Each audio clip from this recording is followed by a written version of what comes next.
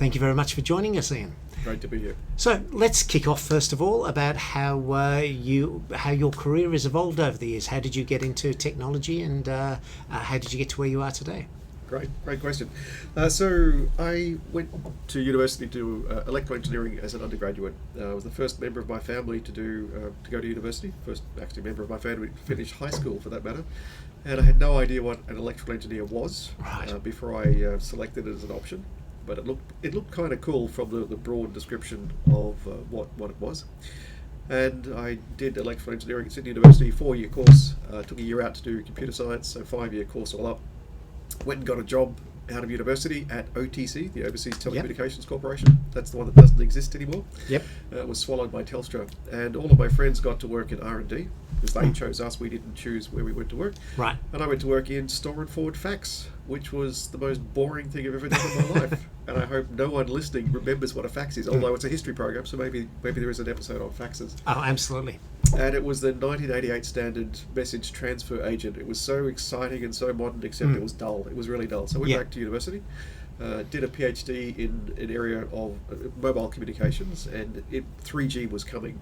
So I then did a postdoc in Finland, and worked on the evolving 3G. It was called something like the Future Land Mobile Telecommunications Project FLUMPTS at the time. Right. And that was really exciting. Then came back to Australia. They liked me so much that I started a company to consult to this research centre in northern Finland. And for 6 years travelled to and from Finland every 2 weeks on, 2 weeks off, 2 weeks on, 2 weeks off, 11 months of the year, which is not good for anything. And then I lived through the dot-com boom and bust, built a company in Australia, got up to 25 people. We were, like everyone else, we were kind of a dot-com, except we actually did communications. Sure. And started developing products, built customer bases, then rode through the dot-com boom, and then the bust. And survived for a couple of years after that, and then I realised that it was just too difficult to do this sort of high-tech work from Australia, so I decided to move to Finland. Right. And went back to the research centre I'd been at for my postdoc. Became the first ever non-Finnish director of this centre. There are about 100 researchers there working on what was 4G mobile communications. And that was very exciting. And then met my dear wife Therese just before I left Australia. We got engaged 4 weeks later. I travelled off to Finland 2 weeks after that. And then I dragged Therese over to Finland, and she could not get a job for love nor money. Right. So we lived in this lovely little town in the northern part of Finland called Oulu. An idyllic life, living in the forest, walking a few minutes to work. But Therese couldn't get any work for love nor money, so she got a job at Nokia in Helsinki. I eventually left and got a job at Nokia, and went back from 4G to GSM, which was really putting the car in reverse. Did that for a few years, successfully worked my way up through the ranks of Nokia Siemens Networks, and then Therese said, we're going back to Australia. And if you want to stay married, you need to come too. So eventually I came back to Australia, got a job at CSIRO. That was it was very difficult to find a job in Australia which wasn't a sales job. I started out doing R&D, moved to running a business line with Nokia, moved to technology partnering, moved to sales partnering, moved to point-operated sales during my time at Nokia Networks. And finding a non-sales job in Australia was actually quite difficult. I can believe it. And CSIRO was a good mix of technology and innovation. You need to get the tech out of the lab into the hands of people who can use it at scale. 5 years of CSIRO included launching the Digital Productivity and Services flagship, which is the bit of CSIRO that joined with NICTA to become Data 61, but I left at that stage. Then went out to do something a little bit innovative. Worked for a financial market data company for a year as the CEO. That was a bit soul-destroying, so left that. And then accidentally bumped into government, and then became the New South Wales government's chief data scientist, really off the back of the experience with Nokia and with CSIRO. Did that for 8.5 years, and then now in a startup, which of course is the natural progression of a career. So work for industry, work for academia, work for industry, work for government, go to a startup. So I'm doing that now with Victor Dominello, who was the former Minister for Customer Service, David Rees, former CEO of Service New South Wales, and Victor's former Chief of Staff, Matt Dawson. And we are a group of travelling Wilburys out there doing very good stuff for governments around the world. Oh, great to hear, and that's a really diverse background there. Indeed. So how did you start getting involved with ACS?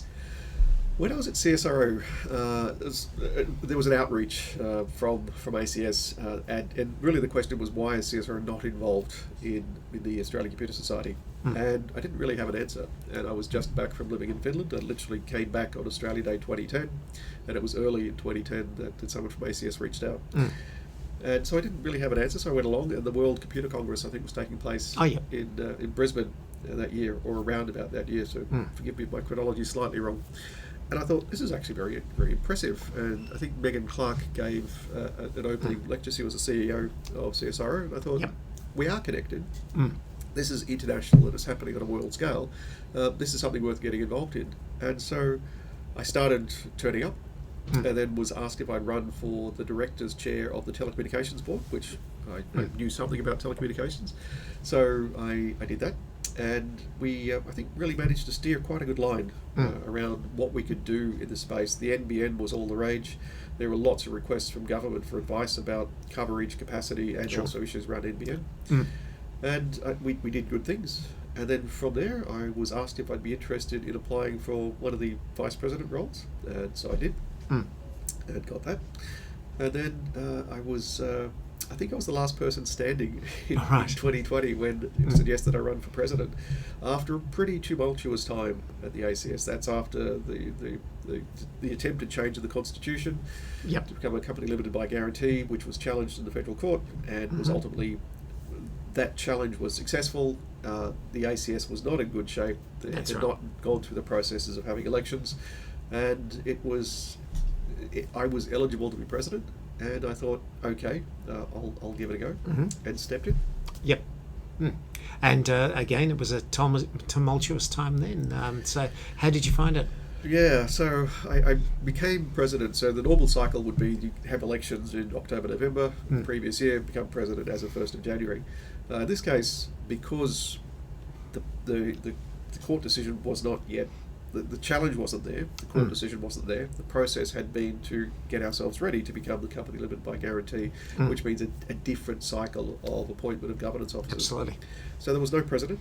There were a whole lot of offices that didn't exist. So every meeting we had to agree that someone would be elected as the chair of that meeting, and their official responsibilities would last for the duration of that meeting. And we essentially bootstrapped our way up and started filling positions and running elections. And then there was the election for president. And the exact dates now escape me, but it was, for example, the 4th of March that I became president, and of course COVID hit on the 20th of March. Yes. And it might have even been closer than that, but I stepped into the role and then disappeared completely, because I was completely consumed with my role from New South Wales government, helping New South Wales respond to the COVID outbreak, COVID pandemic. And it was extraordinarily busy times. I have never worked so hard and so consistently with so many people in my life. We would literally meet at 7 in the morning, and there would be hundreds of meetings during the course of the day, and that's not an exaggeration, about all the things we needed to do in order to coordinate responses. And a big part of my job was to help establish situational awareness in the State Emergency Operations Centre out at Homebush. It started out physically going to Homebush, so we all realised that was a terrible mistake given the pandemic, but still getting situational awareness, so what's happening right now type screens up into the emergency centre, and bringing increasingly partners in to build out more of those situational awareness capabilities, and then over time work towards not only the show me use cases, but the tell me when something's going on use cases, the anomaly detection and such things, to some root cause analysis. And ultimately we started building out digital twins of aspects of Sydney and aspects of New South Wales, and that literally helped with the planning of the response to New South Wales in the COVID outbreak in New South Wales, but also to understand some what if scenarios. Well, what if we did this, and what if we did that? And it was relatively crude compared to what the art of the possible, but we stood it up in an incredibly short period of time, and were able to cope with a whole lot of different assistance. Now, against this background, where I was utterly consumed by work-related matters, the ACS had been through a tough time. There was great anger from a group of very loud voices, the membership of ACS, calling for increased transparency, calling for not only transparency about what ACS was doing, what decisions were being made, but also where the money was going, where it was coming from, where it was going to, who was spending what on what. And there were allegations of the previous president buying a very expensive book. There were allegations of people having a really good time on the ACS's dime, travelling internationally and such. There were all sorts of concerns raised by fellows, some senior members. Yes. And one of them rang me and said, we're giving you some grace period here because we understand that COVID is quite substantial, but you need to do something about these concerns that we've been raising. Yep. And that included the person who brought the case, the challenge to the constitutional reform Yes. against the ACS.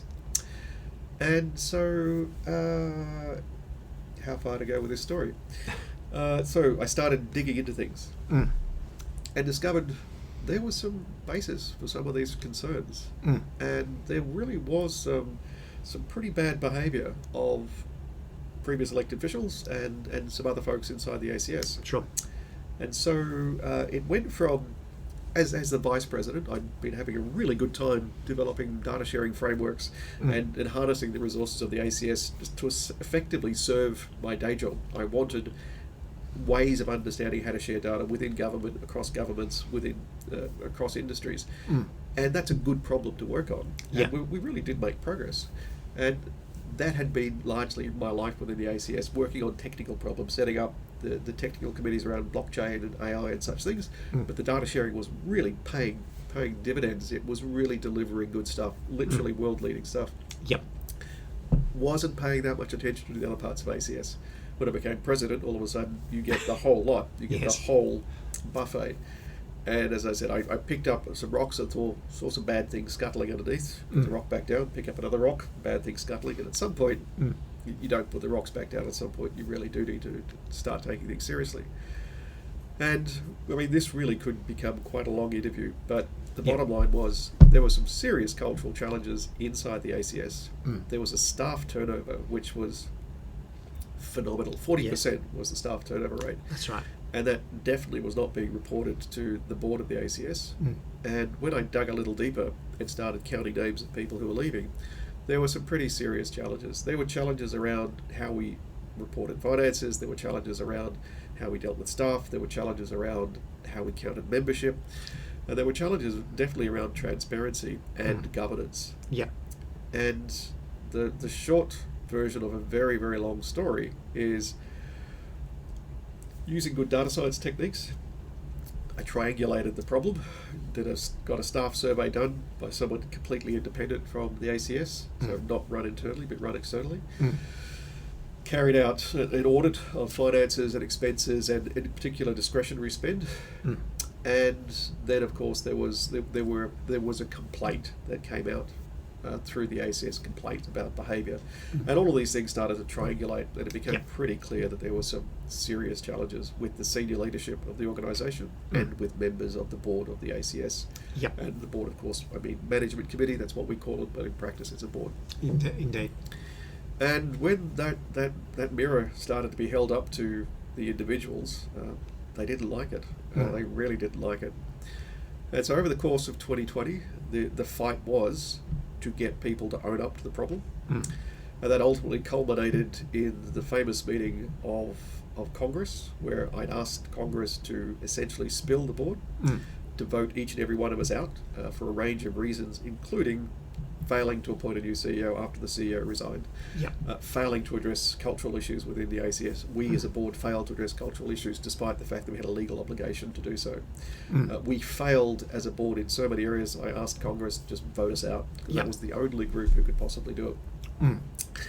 That was a pretty exciting meeting. Yes. And Rupert Grayson stepped in and did an incredible job of navigating a very straight path through a very complex series of chopping waters. And as you can imagine, if you're the chair of the board asking Congress to vote yourself and others out, it's not going to be a happy meeting. No, indeed. And so there were some pretty tense feelings that went on at the time. The net result was a couple of the board members did get voted out. Yep. We needed a two-thirds majority to get people voted out. A couple of people did get voted off, so that really did reflect the anger of Congress. Yeah. A few people didn't quite get voted out, even though the majority of Congress voted for them to be removed. But what it did send was a pretty clear signal that Congress was not happy with what the board was doing. Mm. Some of the worst offenders had been addressed through the course of multiple different actions, Yep. and we had a chance to reset the ACS. And so 2021 was all about rebuilding the ACS. Still, we had COVID restrictions, still we had all the challenges, but rebuilding now with an acknowledgement that we really had to do something. There was one other thing, of course, that SafeWork New South Wales gave us an improvement notice, which is an extraordinarily rare thing to have happen. And that was the final evidence that we had a cultural issue we had to own up to. So 2021 was about rebuilding, re-engaged with Congress around, could we become a company limited by guarantee? Do we need to change the constitution? And the answer really is that there are some real vagaries or ambiguities around how ACS is governed. Yes. That leads to some natural challenges, but it also leads in some cases, to, as we had seen, people effectively interpreting it the way that makes sense for them, as opposed to necessarily the best instance of the organisation. So 2021 was all about rebuilding and starting the process of getting constitutional reform, bringing those angry voices back into the fold so that we can now have much more lower tone, still robust conversations, but lower the size of the font that people were using in their conversations, and broadly, and also appointing an interim CEO to try and help right the ship and point things in a new direction. And then after that, of course, I was the immediate past president after my 2-year term, and I tried very, very hard to not be a pain in or not be a stone in the shoe of the new president. Yep. But there were still issues that the new president really needed to own up to, and of course had been part of that previous group in the form of dictate. And it's hard for people to change. It's hard for people to change, especially if you've been part of the old way of doing things. Yes. So 2022, 23 were really, I was trying my very best to help the ACS board be better at being a board, to be better at strategy as opposed to diving into operational issues, to be better at managing time effectively and really stay focused on important things. Yes. We managed to get an amazing CEO in the form of Chris Bien, former CIO of the World Bank, former Deputy CTO of the White House in the US. He was and is just amazing. And he spent just over a year really doing world-class leadership activities and helping to bring the ACS to where it is today. And then, of course, at the end of last year, I stopped being immediate past president and have been enjoying my retirement. Yes. And unfortunately, Chris Bien had to leave for medical reasons, went back to the US. So, where we are today, I'm still involved, still passionately of the view that ACS can be a powerful force for good. I'm delighted to see how far we've come since those terrible, terrible days of early 2020. And it's now almost 4 years, almost 4.5 years have passed. That's right. And I think we still have a way to go, but it's so much healthier as an organisation, and I mean that from a cultural perspective, and so much more purposeful, and the ability to take that purposefulness, that sense of needing and wanting and being able to deliver, and actually making sure it does become a powerful force for good in Australia. So where do you see the future for the Australian technology sector in general? It's a really interesting question. So all the rage is AI now, and I wonder whether people watch this recording in 5 or 10 years' time will wonder why there was ever an issue about AI. I do wonder, so I might watch this in 10 years' time. But AI, of course, is everywhere, everything everywhere all at once right at the moment. And Australia is really not taking the lead in AI. We're really taking a backseat in so many different ways. So I think to some extent we will have to respond to the opportunity for innovation at a different level than what we see happening in the US, the UK, even Singapore. We will have to respond with using the tools to create value in other domains and sectors rather than specifically in the tech sector. But I do think that the transformational capability of AI will impact all sectors, and I do think that tech in Australia will be able to translate from the ICT tech domain to tech in legal or tech in agriculture, so the ag tech, reg tech, ed tech type of things. So I think we will benefit greatly from building solutions on AI which are trustworthy.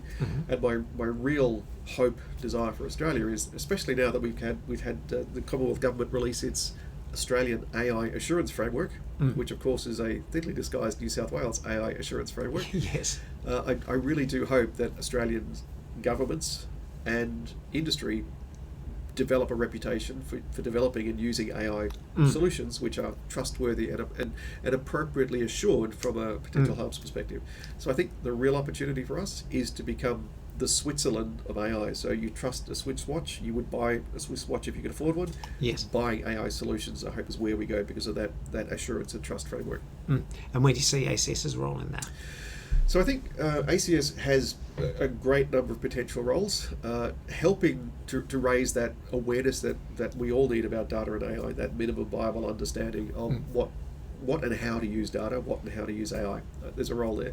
I think ACS could also help foster the innovation in the SME sector in particular, and don't just mean in the Sydney Harbour City Labs, the Harbour City Labs. I don't just mean in the labs, Sure. but I mean really helping develop resources, help educate, help connect, and help do some of the community building and capability building for the SME sector. There are a lot of opportunities right now to help develop meaningful guardrails or guidance for companies which help them do the right thing. There are lots of opportunities, there's lots of things we're seeing in the market in people operating without those guardrails, doing very bad things, either deliberately or unintentionally. And we must be aware of the bad stuff, and we must be able to help people create the good stuff. And it's not just a how-to or an Essential 8 type thing, but for example, helping to develop ways of clearly identifying digital products or data products or things created from AI, which bits are synthetic, which bits are not. Was this an artificially generated image, or is it something which has been mushed together from several different sources? What were those sources? Where did they come from? Is the chain of governance, chain of provenance, and even copyright appropriate to produce that? I think ACS could play a really important role there. I think ACS could also play a really important role upskilling government. There are not just the Commonwealth government, but all governments in Australia. The national footprint, the skills around skills, I think make ACS ideally placed to help uplift government's capability and then developing that minimum viable capability, as well as technically deepening the technological capability of government. I think ACS is the natural partner there. Right. Well, on that, thank you very much for your time, Ian. Shame we couldn't spend more time with you. Thanks very much. Thank you. Oh, Okay.